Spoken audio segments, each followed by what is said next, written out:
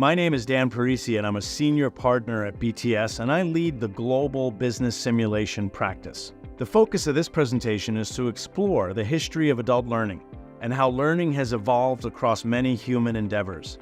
We will see how traditional approaches to learning fall short when it comes to environments that are high stakes and high risk. By the end of this presentation, you'll also understand why experiential learning and simulations are the best way for adults to learn in a business environment. Our story begins in monasteries in Europe in the Middle Ages. Monasteries preserved learning and literacy in the era before the printing press and the printed book. This painting is actually a fresco on the wall of a monastery painted in the early 1400s, and it depicts a style of learning that likely looks very familiar to us today, hundreds of years later. This is what was originally called the lecture scribe method, where the teacher in this case reads from a text, and the students or the monks will write down the lecture word for word. The teacher lectured and the monks scribed. Before the printing press, this was often how new books and manuscripts were created. And if you listened to an expert and you wrote down everything he or she said, you would actually learn something about the topic. Funnily enough, this fresco painted in the 1400s captures some of the shortcomings of the lecture scribe approach. Take a look at the engagement level of several of the students. These two are having a conversation. This guy somehow looks like he's checking his phone, and this poor guy, he's asleep. For over 500 years, the lecture scribe approach is the unchallenged dominant paradigm. It literally went global,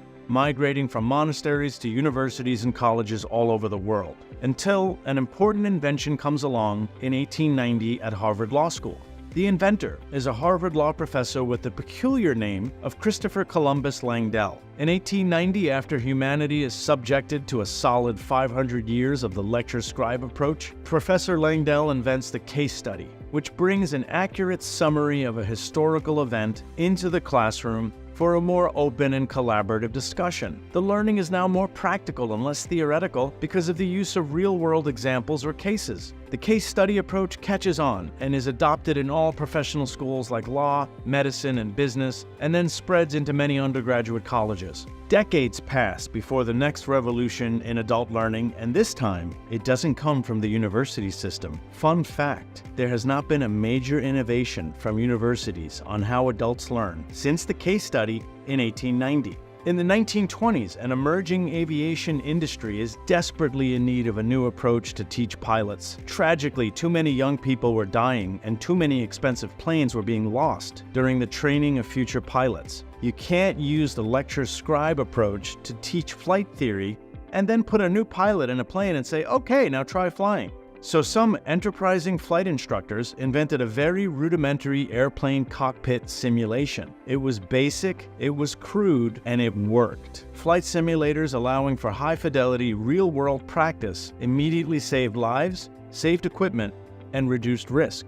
Once again, decades pass until another profession that deals with high-stakes, high-risk skills creates the Harvey Human Medical Simulator in 1968. Now, medical residents can test new skills, they can make medical mistakes in a safe environment, not on fellow living, breathing human beings. In both aviation and medicine, simulations were created to train people in high-stakes, high-risk skills where practice in a safe environment increased performance in the real world. Outside of aviation and medicine, can you think of another industry where the stakes are high, the risks are high, and practice in a safe environment would increase performance? That's right, you guessed it. The next innovation in adult learning occurs in 1986 with the BTS business simulation. As any manager would attest, whether you're a business executive leading a multi-million-dollar business or the head of a functional area, the impact of poor business decisions on people, jobs, and capital can be devastating. We can see this in business headlines every day. So at BTS nearly 4 decades ago, we innovated a simulation methodology that allows managers and leaders to practice making business decisions in a safe environment, to test cause and effect, to understand the broader perspective of how value is created or lost in a business. For the first time, simulations were being used to improve business decision-making. And since business is a team sport, many of our simulations allow cross-functional teams to practice making complex decisions together in pursuit of sustainable growth. When you look at these 4 groups of people,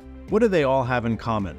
Well, first, they're all under enormous pressure to perform. Second, what they all have in common is tremendous amounts of practice in order to be successful. They all rehearse, they drill, they practice, They simulate real-world conditions so they can increase performance. What about in your business environment? I assume your business is also high stakes, a high-risk environment, and I assume that there are complex skills and tasks, often executed by teams. I assume that your business is also interested in high performance. So what's the practice to performance ratio in your business? How much time do your people spend practicing versus performing? When I ask this question to CEOs, I often hear crickets. Now, I'm not saying companies need to start practicing 6 days a week like pro sports teams, but if we have learned anything from these other domains interested in high performance, it's time to leverage what 500 years of adult learning evolution has culminated in. Just like the domains of sports, aviation, medicine, the military, and the performing arts, there are no shortcuts to higher performance in business.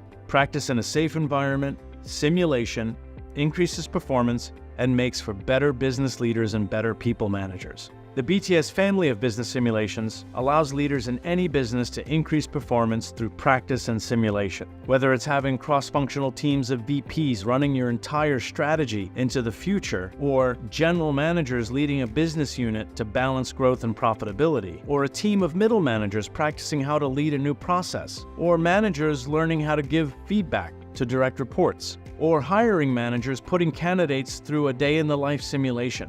Whatever type of business simulation our clients are using, they are preparing leaders and managers to make better decisions, especially when it's a high-stakes environment, where the risk is high, where complex tasks are being performed by teams, where practice is required, and high performance is expected. It's time for businesses everywhere to let go of old approaches to building new skills and embrace the power of simulations to make better leaders and get better business results.